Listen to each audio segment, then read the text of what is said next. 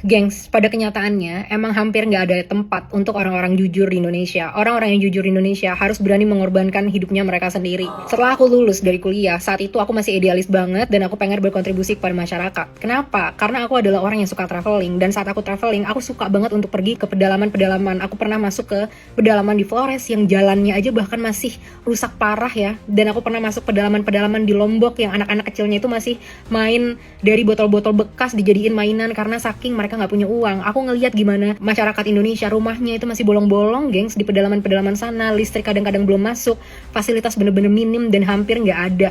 Tapi saat aku pengen berkontribusi dulu ke Indonesia, aku bertemu dengan pemerintah-pemerintah Indonesia. Nggak usah deh yang tinggi-tinggi, ASN-ASN yang jabatannya rendah-rendah aja.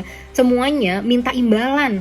Kita bikin program dari perusahaan swasta yang dibiayai dari perusahaan swasta untuk membantu melawan stunting gitu ya, atau gizi buruk di Indonesia dengan ngasih makanan atau cemilan yang sehat kepada anak-anak di sekolah. Ini dibiayain, orang-orangnya dilatih, dikasih produknya, dimodalin semuanya sama perusahaan swasta. Dan tahu nggak apa yang terjadi?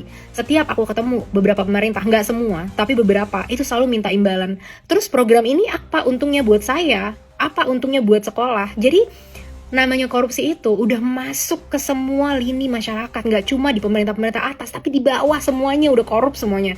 Dan yang bikin sedih, setiap hari aku harus bisa perang sama moral aku dan hati nurani gitu ya. Ini gimana aku mau membantu masyarakat, tapi begini gitu reaksi dari pemerintahnya. Aku bukan anak siapa-siapa, aku bukan anak yang lahir dari keluarga yang wow di Indonesia, bukan orang yang punya privilege gimana-gimana, aku cuma punya otak dan punya pendidikan. Dan orang kayak aku sendirian gak akan bisa bikin perubahan di Indonesia. Akhirnya aku putuskan untuk pergi aja ke luar negeri.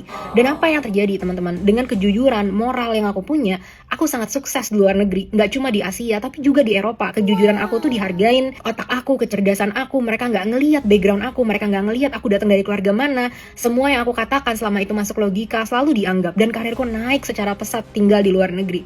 Nah, gimana ini nasib bangsa kita kalau orang-orang yang jujur itu nggak punya tempat lagi di negara kita? Tapi teman-teman, jangan sampai kita kehilangan moral, jangan sampai kita kehilangan kejujuran dari dalam hati kita, karena itu yang benar-benar dibutuhkan sama bangsa kita.